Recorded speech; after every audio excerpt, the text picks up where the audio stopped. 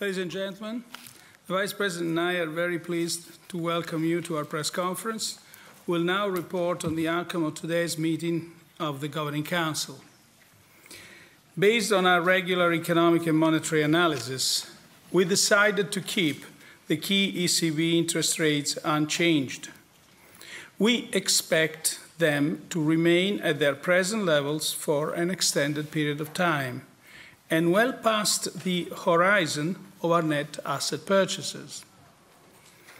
Regarding non-standard monetary policy measures, we confirm that our net asset purchases at the current monthly pace of 60 billion euro are intended to run until the end of December 2017 or beyond if necessary, and in any case until the Governing Council sees a sustained adjustment in the path of inflation consistent with its inflation aim.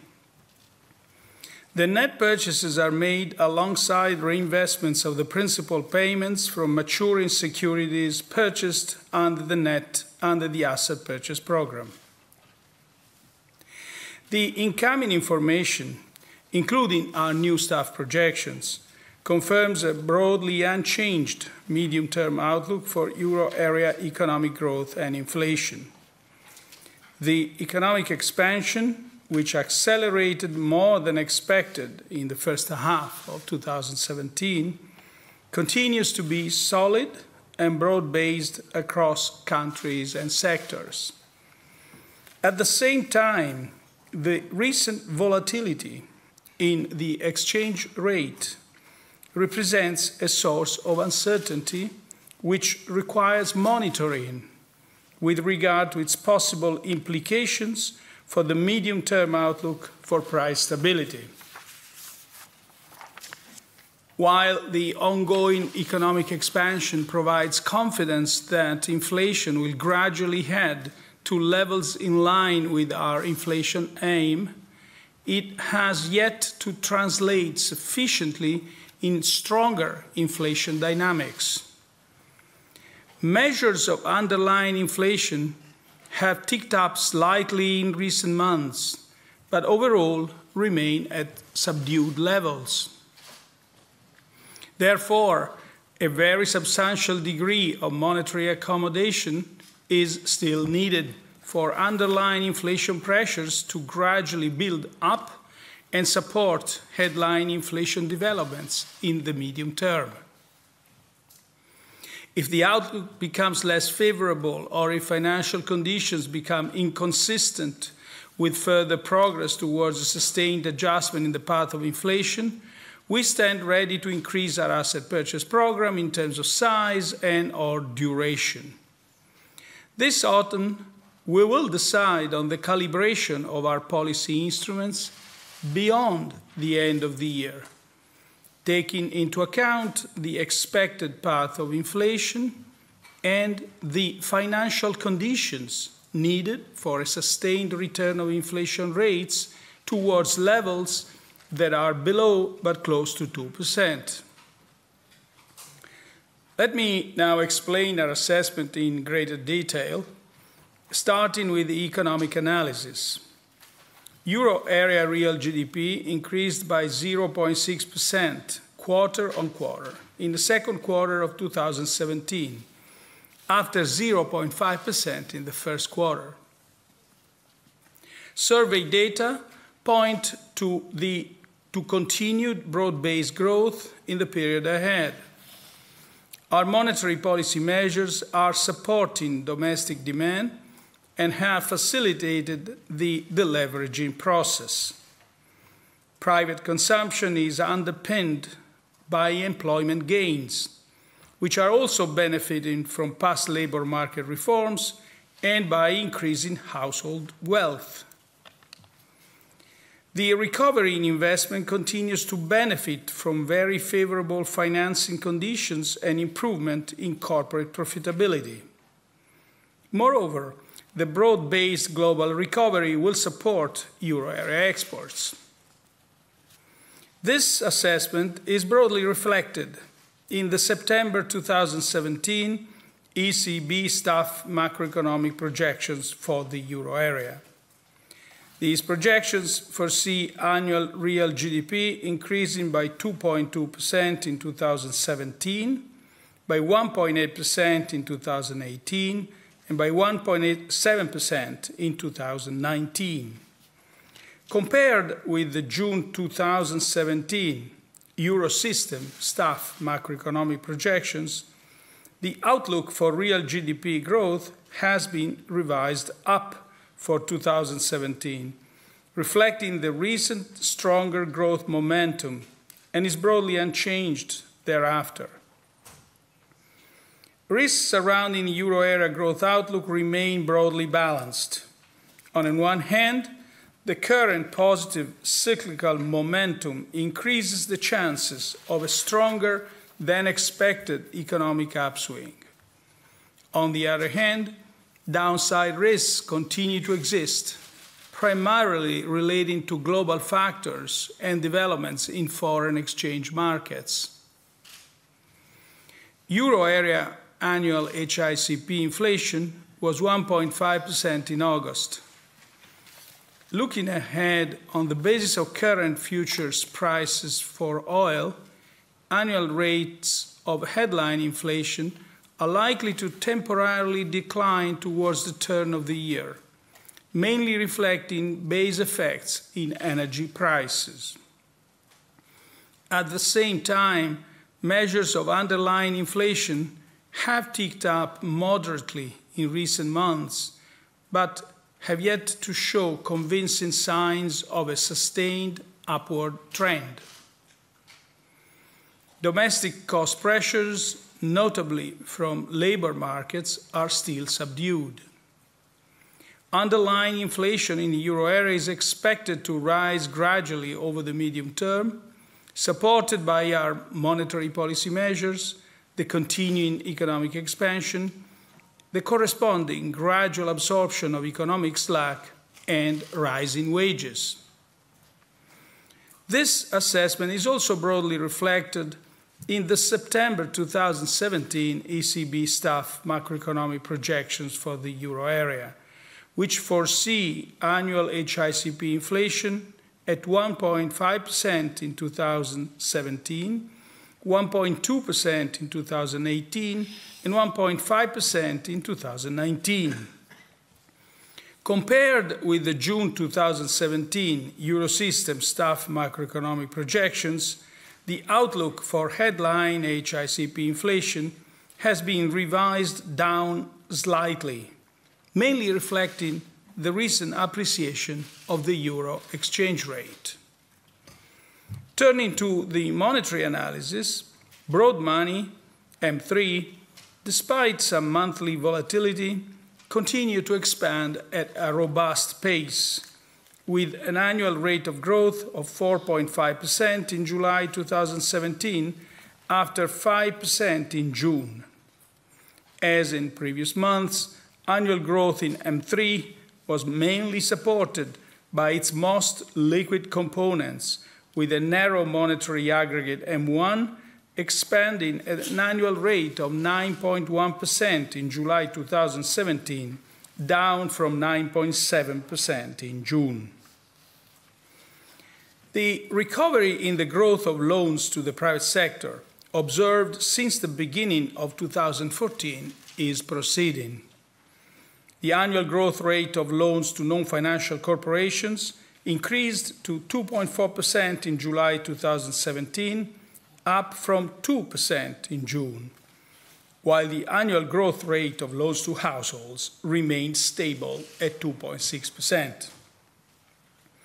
The pass-through of the monetary policy measures put in place since June 2014 continues to significantly support borrowing conditions for firms and households, access to financing, notably for small and medium-sized enterprises, and credit flows across the euro area.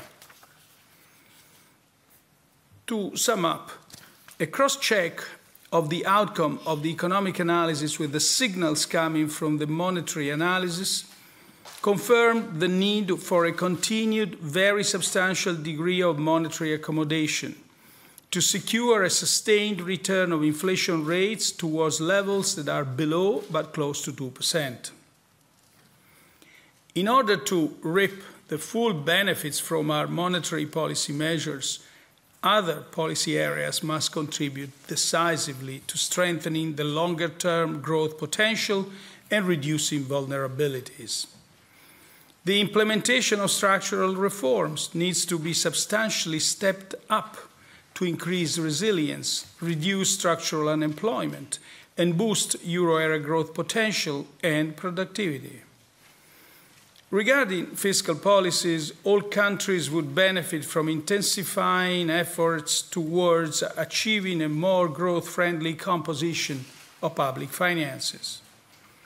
A full, transparent, and consistent implementation of the Stability and Growth Pact and of the macroeconomic imbalances procedure over time and across countries remains essential to bolster the resilience of the euro area economy. Strengthening economic and monetary union remains a priority. The Governing Council welcomes the ongoing discussions on further enhancing the institutional architecture of our economic and monetary union. We are now at your disposal for questions. Mr. Ferles. Thank you. Tom Ferles from the Wall Street Journal. Mr. Draghi, you said that the Governing Council plans to discuss the calibration or to decide on the calibration of QE, of your policy measures in the autumn. Did you have a preliminary discussion today? Did you discuss options for the future of QE? That's my first question. My second question is on the euro exchange rate, which you mentioned the volatility of the exchange rate is an economic concern. Do you think at its current level the euro is a problem? Do you think it currently reflects the fundamentals of the Eurozone economy? Thanks. Thank you. Well, your questions lead me to sort of give you a pretty short account of the discussion that has taken place today in the Governing Council. In so doing, I will respond to both your questions. Clearly, all members of the Governing Council intervened, speaking on, as far as the economic situation is concerned. They spoke on three topics: growth, inflation, and the exchange rate. On growth, there was a general recognition of the progress made by the Eurozone recovery. It's robust, it's broad-based, and it was recalled that 6 million jobs were created since 2013. This recovery is really the base for our confidence that inflation will eventually converge. But also, as I'll say in a moment, that patience is needed. And that's why the introductory statement just read to you says, therefore, a very substantial degree of monetary accommodation is still needed for underlying inflation pressures to gradually build up and support headline inflation developments in the medium term. On inflation, as I just read in the introductory statement, there was a downward revision mostly due to the, or mainly due to the exchange rate appreciation. So there was a certain, I would say, broad dissatisfaction with the inflation, though noting, as I said in the introductory statement, the core inflation actually is doing slightly better. But so there was a broad dissatisfaction, I would say, tempered by the confidence that inflation will eventually converge to our objective. And this confidence, as I said a moment ago, is based on the good conditions and the good and improving and broadening conditions of the economy. So this, well, I'll say the moment how, but even looking at growth, how this recovery remains dependent on our monetary policy, which basically, if you look at the drivers of the economy, you see that consumption is doing well, and consumption is doing well because of personal disposable income is increasing because of employment gains, and because households' wealth is increasing as well. All this hinges on interest rates, on low interest rates. Investment is doing very well because corporate profits are good and because interest rates are low. Exports are also doing well, although clearly we should expect consequences from the appreciation of the exchange rate. So now this leads me to talk about to report to you what conversation was about the exchange rate. You wouldn't be surprised me saying, hearing me saying that the exchange rate is not a policy target. But it's also it's important and very important for growth and inflation. And it's so important that the medium-term outlook for inflation was revised downward in the staff's projections, mainly due to the appreciation of the exchange rate, which means that we will have to take into account this element in our information set in our future policy decisions. So there were, in the last monetary policy meeting, there were concerns expressed by a few, and these concerns were now reiterated by most members at this meeting. And of course, one issue that was discussed was how much of this appreciation is due to completely exogenous factors, how much is simply the natural outcome of the improved economic conditions in the euro area. And opinions diverge, but there was by and large broad consensus on the fact, as I just read in the introductory statement, on the fact that the recent volatility in the exchange rate represents a source of uncertainty which requires monitoring with regard to its possible implications for the medium-term outlook for price stability. Now, the other topic we discussed was basically the calibration of our policy instruments starting with next year. Now, let me say offhand what was not discussed. What was not discussed was the sequence. So interest rates, as it's written here, interest rates will remain at their present levels for an extended period of time and well past the horizon of our net asset purchases. What was not discussed was changes in issuer limits to the program. What was discussed was various scenarios, really, and I should say, just before you ask me other questions, the discussion was very, very preliminary and was meant to ask questions about the different scenarios and what the transmission channels of different scenarios was, rather than expressing policy options or policy preferences. Otherwise, I would have reported to you about the policy decisions. So the discussions about different scenarios concern the length of the program, the size of the monthly flows, and so it was, as I said, a very preliminary discussion, mostly geared to ask questions. And the pros and the cons of different scenarios were discussed. But by and large, on this point, what the Governing Council will ask for is, will want to see is the work by the committees that were tasked to continue working on that, so they will have full information. And but one thing is clear: the bottom line is that interest rates will stay, as it's written here, at the present levels for an extended period of time and well past the horizon of our net asset purchases.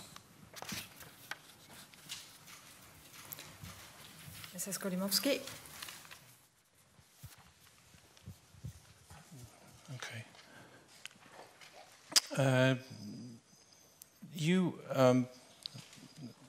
Two questions. The first one, you said the further appreciation of the volatility of the exchange rate will require monitoring. Should we think that, and you mentioned last time that, or it was actually in the account, that that it could lead to excessive tightening of monetary conditions. Are we actually at that stage already when it comes to tightening of monetary conditions? That's my first question. Could you right now commit that we would know the decision about the future of the QE program? We'll find out about it in October, or it will be delayed even further until the December meeting? Thank you. Thank you. Following the recent appreciation of the euro, financial conditions unquestionably tightened in the euro area. But they remain broadly supportive of the non-financial companies and enterprises. The second question is about the date. We had a brief exchange on that. The Governing Council is, and as you might have seen, we reiterated it's this fall as the period when these decisions will be taken, because the decisions are many, complex, and always one naturally sort of thinks about risks that may materialize in the coming weeks or months. So that is the caution about not specifying a date. Probably the bulk of these decisions will be taken in October. Ms. Trigg. Thank you very much, Johanna Trigg, Politico. I also have two questions. One, when you decide about the future of the QE program, what is your personal preference? Would you envisage then to sort of communicate a full roadmap, or would you only communicate like the next step ahead? For example, in the past, you've said, you know, you'll reduce the monthly purchases, for example, by 20 billion. Would you, for the next 6 months? And then you will brief us again a couple of months later. Or would you say, you know, I expect to reduce it by 20 billion now, and then again after 3 months by another 20 billion. So basically, so we have a roadmap until the end of the program. I was asking about your personal preference, if you have one. I don't. Okay. And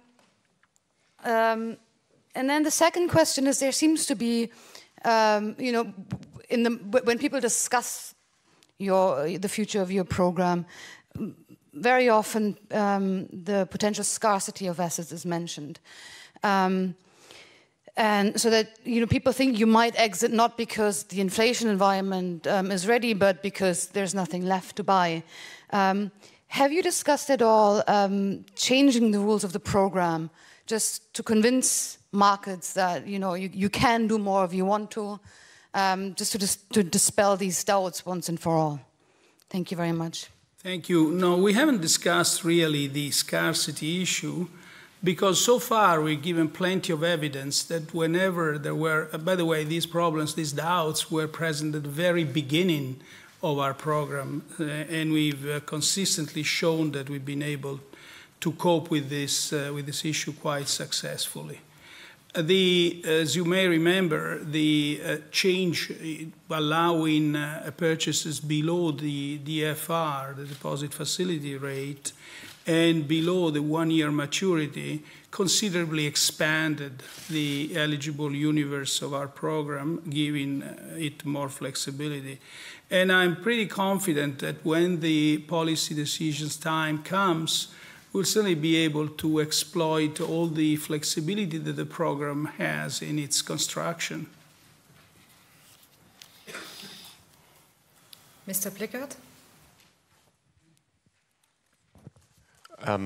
Some scientists wonder if the ECB runs a risk of like kind of falling behind the curve, because markets have been expecting a decision for some time now.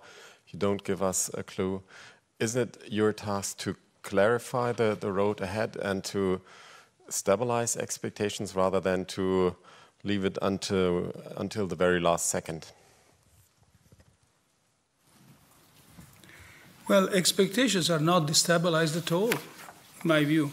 But in any event, I think policy decisions that have many dimensions are complex, need time to be taken, need the reasonable consensus to be undertaken. And as I said, the fall is the date that's been announced. And as I said before, probably, unless a risk that is not seen today materializes, we should be ready to give the bulk, or to take the bulk of these decisions in October. Mr. Kaup? Thank you. Eric Culp, Live Squawk News. My first question is, do you take national or member state political situations into consideration when you're considering when to announce a policy like the taper? Our program is a program that is being designed in order to pursue, in order to implement our mandate. And our mandate is the pursuing of price stability for the whole of the Eurozone. In this sense, that's what determines the size, the design, the composition of our program, not specific national interests.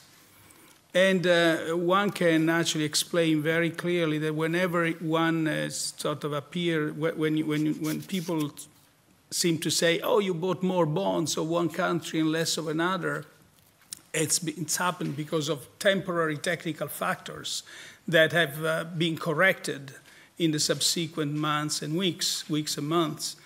So it's due mostly to liquidity considerations, the rhythm of the reinvestment program. One can easily explain that. So no, the answer to your point is no. I was thinking more about the German election, which is in a couple weeks, whether or not that pushed your decision forward. A second question, you said that you'd like to take the money from the maturing bonds and use that in the bond buying program. Will it be used exclusively for that? Well, certainly we said that we foresee a reinvestment program, and this reinvestment program, by the way, will become more and more sizable, of course, as our QE program has been continuing now for years. So the reinvestment program will become sizable and will continue. Yes, I mean the use of bonds is for that purpose, to reinvest in bonds. Ms. Weisbach?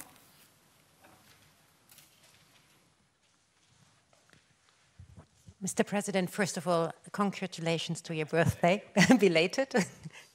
I hope you had a nice Sunday. I have two questions as well. Starting as well with one on the capital key. Looking at the recent data for August, it shows that you have bought over proportionally Italian and also French bonds. So my question is, going forward, are you going to buy the others, which you have bought under proportionally a lot more in the coming month? And the second question would also be on what we have been hearing from a couple of bank CEOs, Mr. Krein of Deutsche, Lloyd Blankfein of Goldman. They were all warning of bubbles, potential bubbles in markets. So how concerned are you about them? And they were also attributing those bubbles to a certain extent to the ultra-loose monetary policy stance, not only of your institution, of course, but also worldwide. Thank you. Thank you. On your first question, as I said before, there are temporary deviations from the capital key. There have always been temporary deviations from the capital key for the simple reason that some countries do not participate to the QE program, Greece and Cyprus. So no wonder of that. There is nothing no mystery or no surprise there. And there have been deviations, there will always be deviations from the capital key due to the liquidity conditions, due to the fact that we want to be as market neutral as possible in our purchases. So if you have very tight liquidity conditions in one market, you just slow down with purchases. There are natural times of the year, like it happened in August, it's going to happen in December again. So it's just when you slow down with purchases. So these deviations from the capital key don't indicate anything else from what I said. Now, on the potential financial stability risks stemming from monetary policies that are very accommodative for a long time, it certainly is a danger. But do we see that now? No, we don't see systemic danger coming from bubbles. If you look at the various markets, the stock market, the bond market, the prime commercial real estate is the only area where you actually see stretched valuations. But even in the residential real estate, you see situations where prices have been going up pretty fast in some large cities, in some countries, but not on average, and not in other cities in the same countries or in other countries at the same speed. Having said that, if these sort of bubbles, the other important consideration to make is, even though we see stretched valuations in some markets, as I mentioned before, the prime commercial real estate market is one, we don't see the other component of a bubble which accompanied the crisis in the pre-crisis time, namely an increase in leverage. We see the credit remains pretty subdued all across the board. So that is absence. Also, one has to consider that were we to see such situations at the local level, the answer to that should be macroprudential instruments by the national governments and not changes in monetary policy. That as far as the issues that have been raised in this conference. Thank you. Mr. O'Donnell?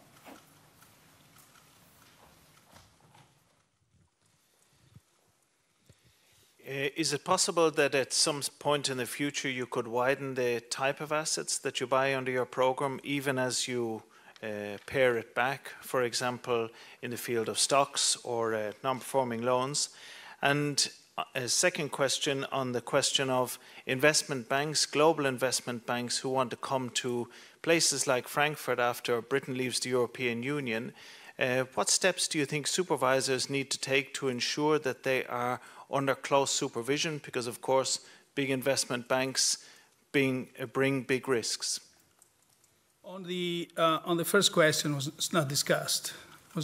So I'm not in a position to say to comment on that. On the second question, if Mr. Costanzo wants to answer on that. Yes, it's very simple. Of course, we are prepared.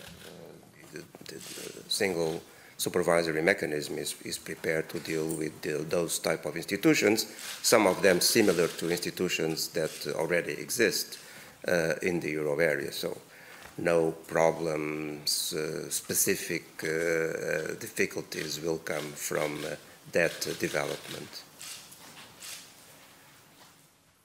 Mr. Malin?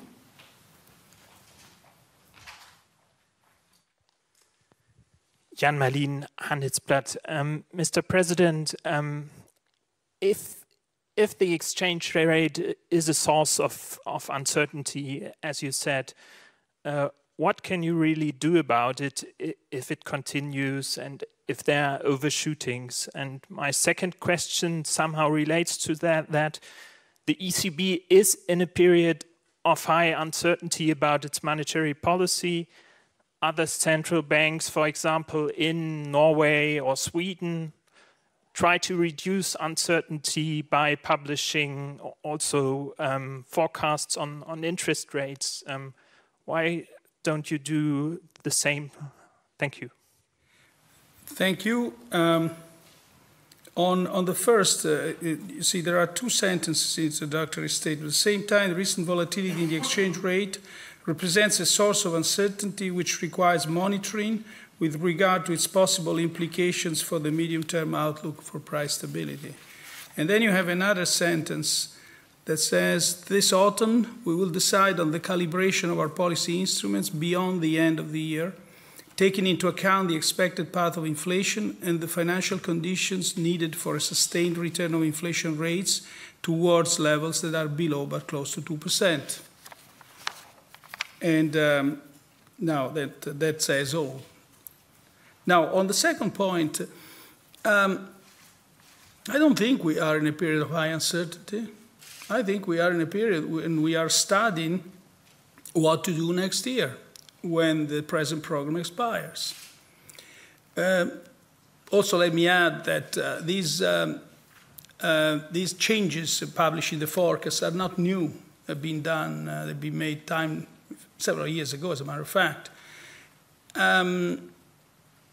I don't know whether they've been very successful in helping the central bank to get out of the uncertainty. If the uncertainty is the element and the metrics, sometimes they've been successful, sometimes they've been judged not to be as so successful. So we have to be extremely cautious. The way staff projections are produced, the way they are communicated, even all our communication is the result of many, many years and the work of many, many people. So we learn from our history, from our experience, from other central banks' examples as well. But it's not something we can go lightly trying to do experiments. This issue, by the way, had been discussed by my predecessor when the one you mentioned about the Bank of Sweden, Bank of Norway, at that time. Thank you. Mr. Barbera? Alessandro Barbera, La Stampa. Mr. President, as President of the ECB, you cannot say which is the correct level of the exchange rate. But if I ask to Professor Draghi, when the exchange rate can become a problem, which is your answer? My answer is that I don't comment on levels of the exchange rate. I left the university many years ago, more than I want to remember. Mr. Madeleine?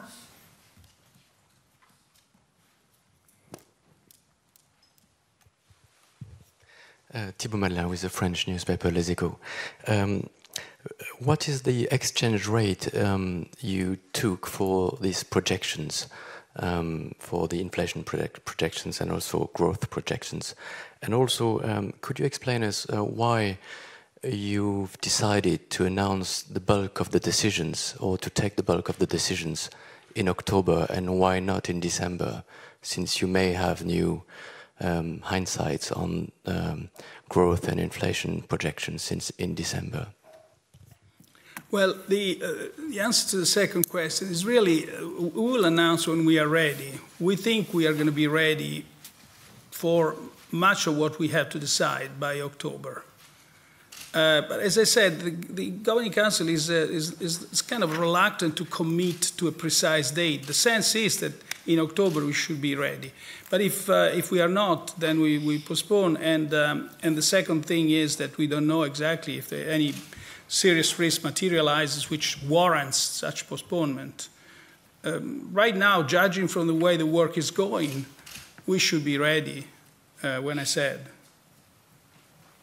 The projection, the rate that was used in the projections is around 1.18 vis-a-vis the dollar, the US dollar. Yeah, as you know, the exchange rate is fixed, is treated in the projections all the time as a constant, and the value in the market of the cutoff date of the projections is the one that is inserted and considered in the projections. So it was mid-August. Ms. Jones?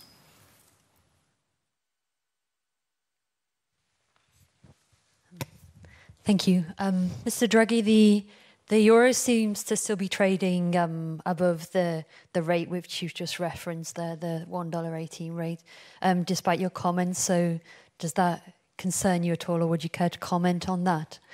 And for my second question, there seems to be a little bit of a change in the way people are perceiving the ECB's reaction function.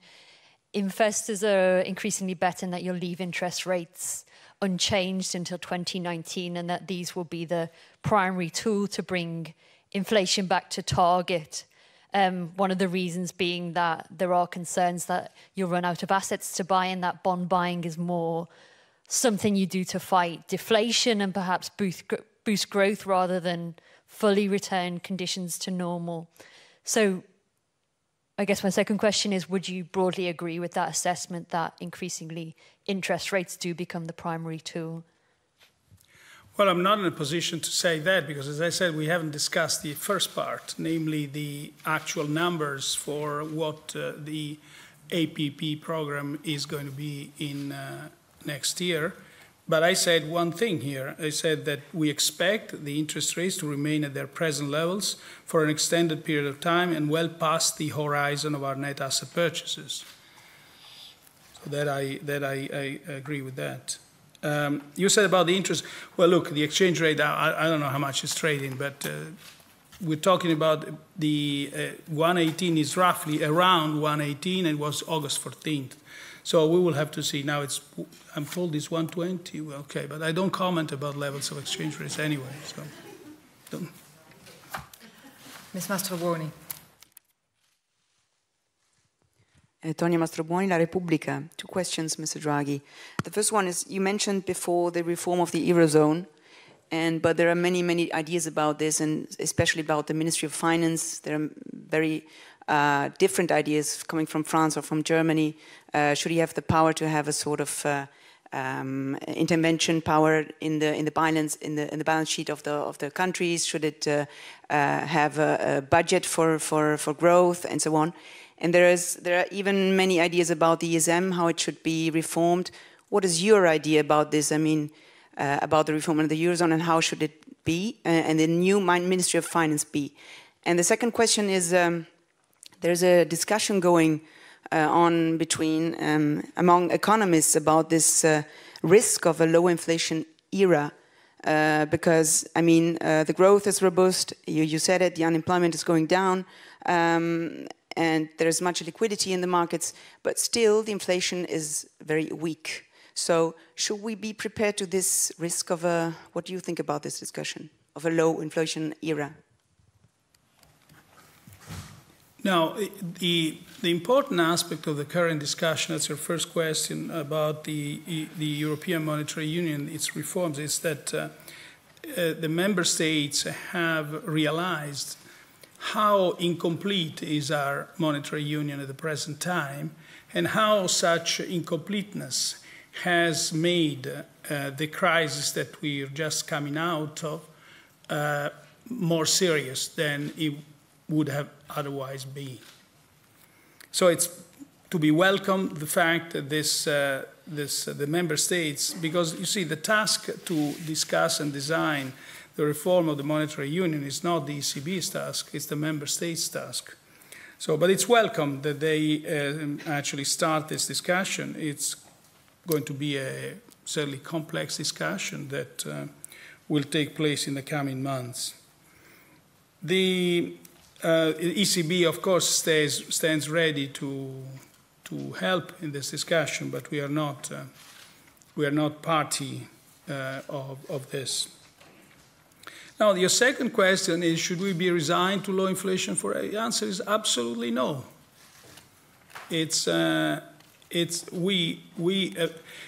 I said many times that inflation is now will eventually converge to our aim. What makes us confident that this happens?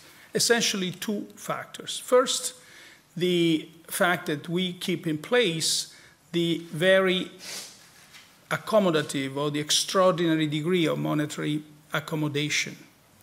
And the second is the broad, robust, solid recovery that we see across countries and across sectors now. This recovery is having a profound effect on the labor market. I mentioned before about the number of jobs being created since 2013, 6 million. But there are many other indicators that I've given to you on other occasions showing the strength of this recovery that also now touches upon investment and the strength of consumption. This recovery gradually will close, and it's actually closing the output gap, and will gradually close the labor market slack. But this labor market slack is turning out to be bigger than was previously estimated, and we went through this on another occasion, why this is so. And nominal wages, which are a primary driver of inflation, are also lagging behind what one would have expected from such strong recovery across the board. And they're lagging behind for a variety of reasons. I've discussed this on another occasion, and some of you were there when I gave a speech on that.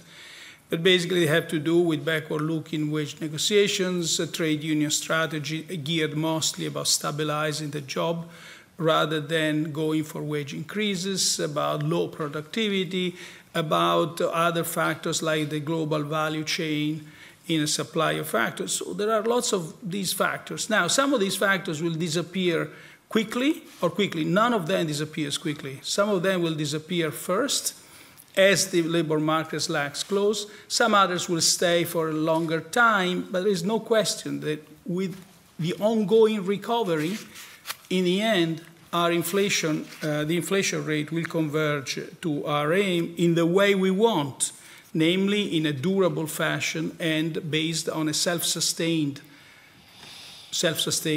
path where there is no need for our monetary policy any longer.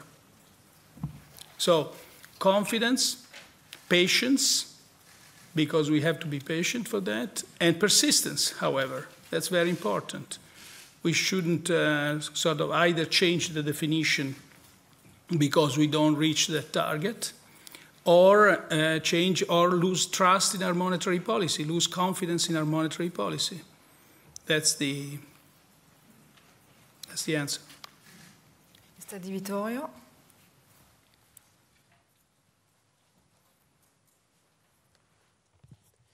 Giuseppe Di Vittorio, Le Fonti.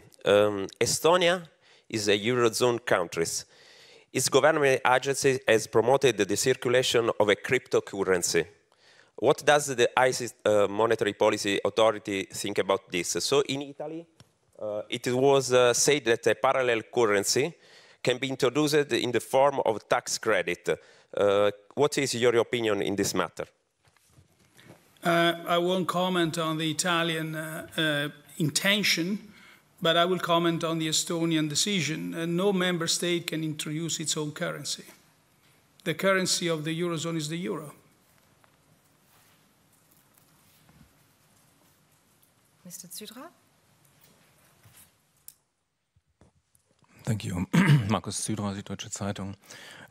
Mr. Draghi, the Eurozone might enjoy a growth rate this year of about 2.x%, which is the highest growth rate we've had since 2007, 2.2 even. So I'd say the situation today is much better than 2007, much better than 2010 or 12, but still, and that's my question, still the monetary policy is more loose than during the financial crisis. That's hard to understand for me and for the general public. Maybe you could try to explain it to me. Yeah. First of all, we have a growth-based recovery where growth is solid and robust, and I said before, across countries and sectors. But there is still a big labor market slack that needs to be filled. But the key point is that we don't have a dual mandate like the Fed, where we can sort of look also at conditions of unemployment and labor market. We only have one mandate, which is price stability. And price stability for us is defined as a level of inflation that is close but below 2%, which should be reached in a self-sustained and durable fashion. And we are not there yet. And the Governing Council wants to get there. And there is nothing that will derail its will to get there. By the way, this anxiety should be also based on facts, because so far everybody benefited greatly from this monetary policy. All countries benefited greatly. So this angst so far has no evidence that could justify. Mr. Lacour?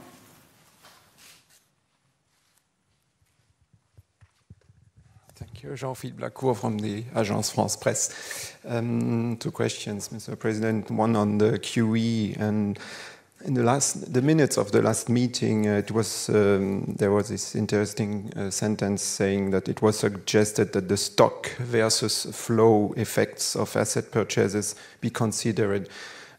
Was this aspect discussed today, even preliminary? Right? And what does that mean when the level of the monetary policy stance is at stake?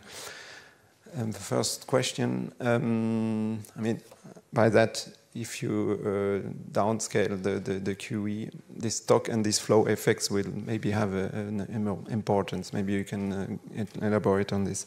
The second question is on France. It is processing now a flagship reform on the Macron presidency, which aims to liberalize the labor market. The effect will be to foster job creation, but maybe a lot of jobs created will be precarious or maybe low paid. So your opinion of a lot of people. So that will not trigger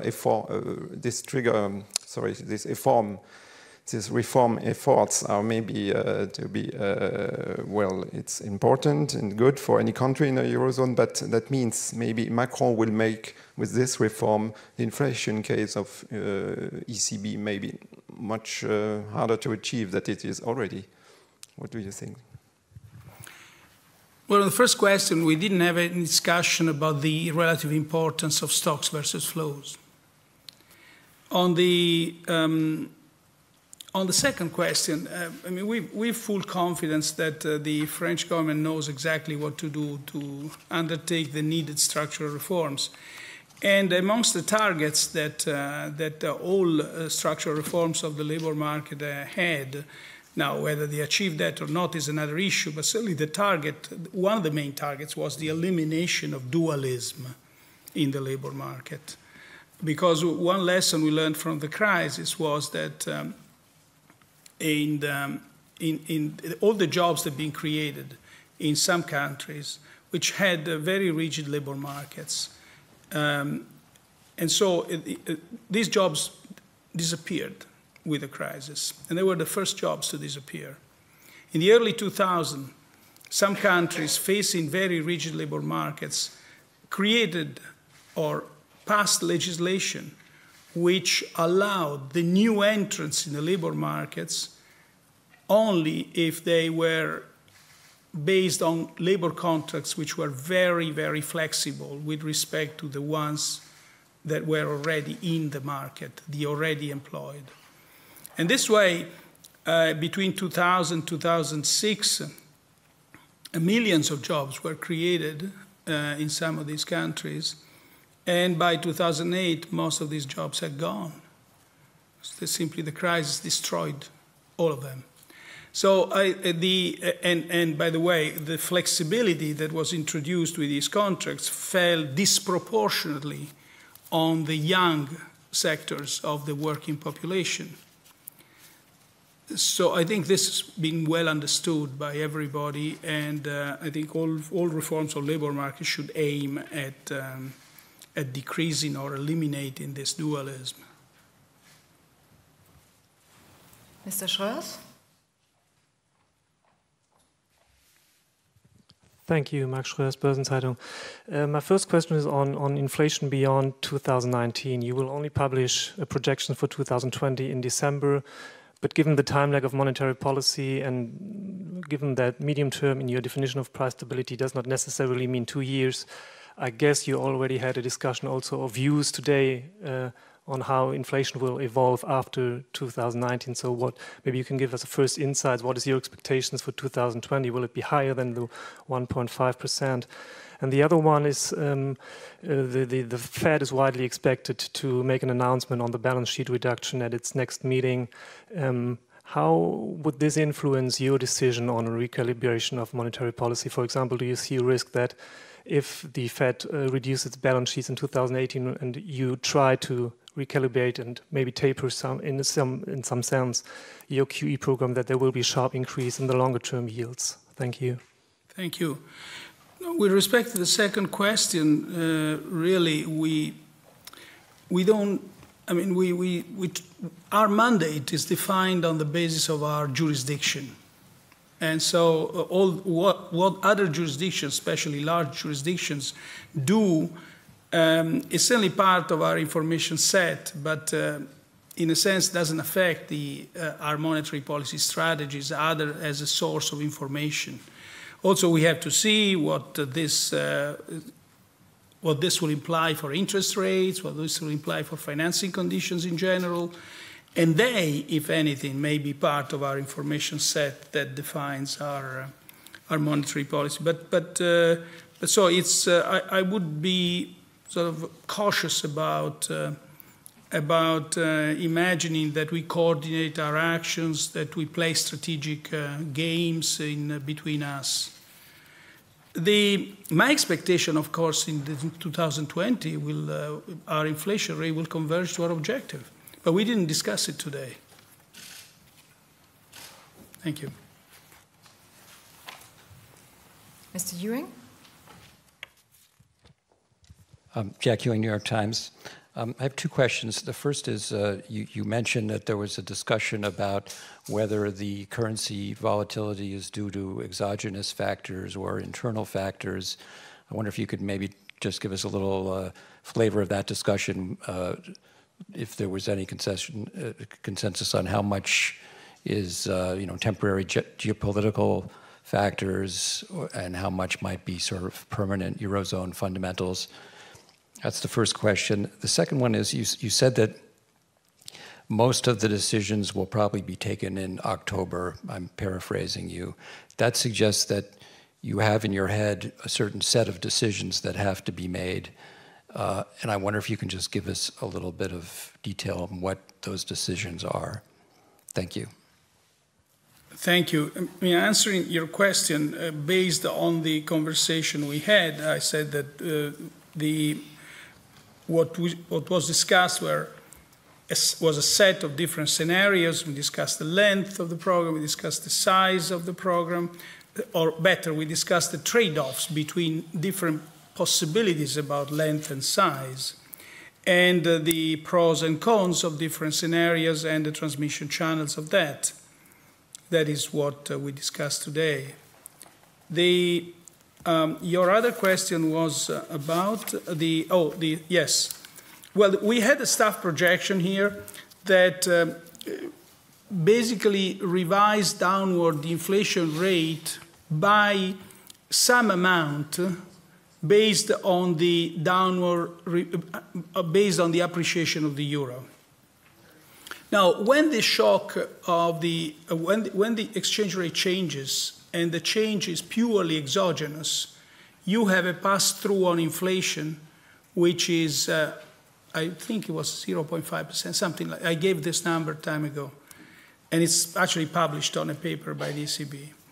When the change in the exchange rate is not entirely due to exogenous factors, the pass-through is lower.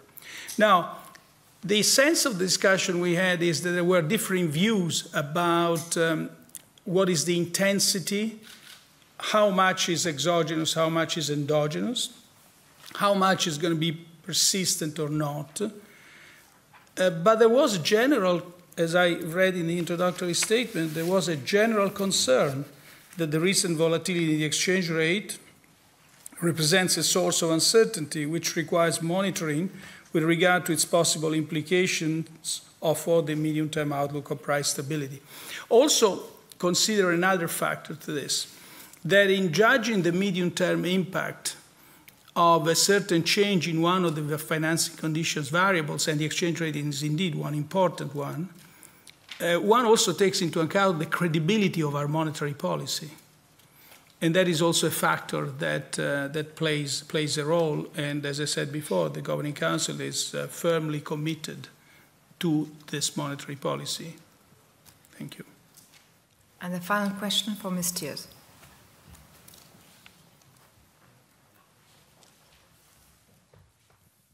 Jenny Thier, Frankfurter Allgemeine Sonntagszeitung. Mr. Draghi, do you have any information on negative side effects of the quantitative easing program yet that you can tell us? Thank you. The negative side effects of the quantitative easing program, I don't have. It's not that I don't have any information. We don't see negative effects of this program. We've discussed several times the potential side effects, but they are vastly overwhelmed, offset by the positive effects. So the answer is not. Of course, the negative interest rates is a different thing. It's not the QE. And there are obviously side effects to the negative interest rates. We've discussed it many times. But again, they are vastly offset by the continuing increasing evidence of the effectiveness that negative interest rates are having on, and the positive effects that negative interest rates are having on growth, and therefore on the recovery, and therefore on price stability in the medium term. Thank you very much.